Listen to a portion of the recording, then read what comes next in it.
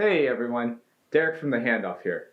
The Handoff is an online resource that helps bootcamp graduates and self-taught designers land their first jobs in the industry and succeed in it as well. If you're interested in learning new tips and tricks on how to get started in UI or UX, subscribe to my channel and check out the links in the description box below.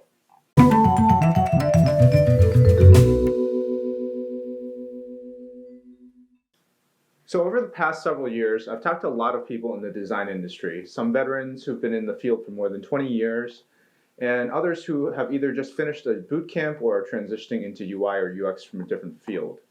The field of UX is an interesting one because many of the concepts have been around for decades at this point. However, only within the last 10 years or so have we seen a huge increase in the interest in the field, with a lot of big companies introducing great user experiences to the mass market. As a career switcher and someone who also attended a boot camp myself, I've noticed a lot of trends when it comes down to who wants to work in the industry. Note that what I talk about in this video is purely based on my experience of who I've talked to, what their backgrounds are, and the general thoughts around that intersection of those fields and the field of design. So with that, let's get into it.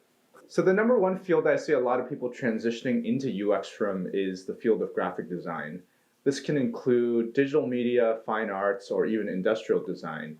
But especially for those that are more visually oriented and are looking for more of a UI job as opposed to a UX job, this is a great opportunity to start a new career while also continuing to use your existing skill set. If you're an ex-illustrator, animator, painter, photographer, or even just dabble in design at all, your skill set is extremely valuable here. If you're coming from this field, you should already have a lot of experience with digital design tools such as Photoshop, Illustrator, or AutoCAD, and those skills will easily translate over into popular UI design tools such as Adobe XD, Figma, and Sketch, to name a few. You'll also have the experience of presenting to stakeholders or showing off your work, which is extremely important if you want to be able to justify the design decisions you've made. Another space I see a lot of people transitioning into UX from are the fields of software engineering, human-computer interaction, and information science. For me, I actually started out as a software engineer, specializing in front-end development on websites and web applications. I eventually made my way into design more and more as I got immersed in the world of UX. If you're coming from this field, it's likely that you already have some really strong technical skills and will be able to understand the product development lifecycle of building digital products. When I first started out in UX, I saw a few others transitioning into the field of UX from the fields of architecture or urban design, which I actually thought was really strange at first. However, the longer I've been in design, the more similarities I see between the two fields. As architects or urban planners, your goal is to plan for the design of physical spaces. You want to design buildings or parks or other types of physical infrastructure that are enjoyable for residents and visitors. As UX designers, we're really no different. Our goal is to design and plan for the design of digital spaces.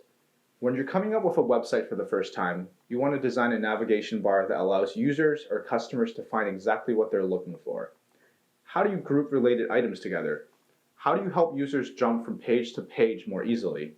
The field of information architecture is extremely important because today, with the amount of information and data that we have available on our hands, it's important to build digital products that are not only easy to use, but also easy to access as well. Another field that I see a lot of people transitioning into UX from are the fields of literature or English. Copywriting in UX is an art and a skill that takes quite a bit of time to master. What text should this button have? Should we include a tooltip with text to describe this field? UX writing in particular has grown in popularity over the past few years, with large and small organizations alike focusing on writing succinct copy and messaging that helps users accomplish their tasks more easily and efficiently. The fifth field is marketing. Marketing as a field is extremely broad. You have marketers that specialize in social media, website conversion and SEO, and content marketing, to name a few. Most people who transition into UX from marketing find that there tends to be a lot of overlap between the two fields when it comes down to understanding customers' needs. As a marketer, your goal is to create content that's engaging and drives customers to purchase the products and services your company offers. Some of the overlapping skills include customer research, persona generation, and being able to measure and analyze the impact of a new campaign or a new design. The sixth set of fields that a lot of people transition into UX from are the fields of psychology, sociology, anthropology, or some type of humanities. At its core, UX is really about understanding the user, or the people you're designing for, whoever that may be for your organization or your company. But as designers, our work is even deeper than that. We have relationships to manage with the stakeholders we work with day to day: project managers, developers, marketing, and even executives. By transitioning into the field from psychology or one of these other related fields, you'll have a strong grasp of how people think, which in turn helps you design better interfaces with certain heuristics and principles in mind, but also helps you manage your relationships in the workplace as well. The seventh and final field that's common for people to transition into UX from are the fields of quality assurance, testing, and support. Although some companies might break these three items into separate departments, I decided to group them together because there's a lot of similarities between the three roles. In each of these three roles, if you're testing your company's product internally, or your role requires you to help customers or users with the problems that arise, it's likely that you already have deep knowledge about the product and how people use it. You'll know exactly why people run into the problems, and you might even have suggestions on how to improve the product so that people get unstuck.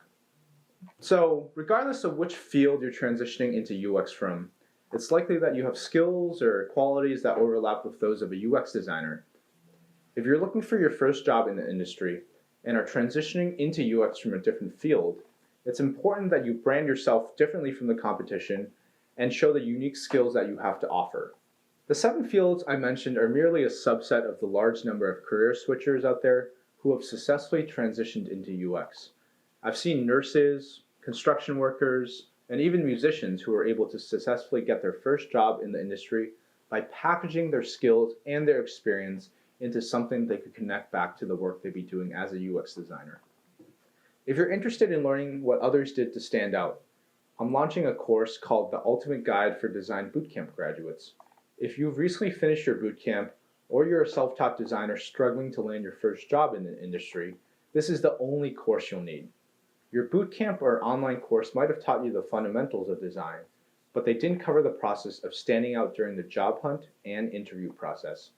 In this course, we'll cover everything you'll need to know about preparing your personalized applicant profile, knowing which jobs are best suited for your skill set, refining your cover letter, resume, portfolio, and conquering the interview process. Check the link in the description box below for more information, and I'll see you in the next video.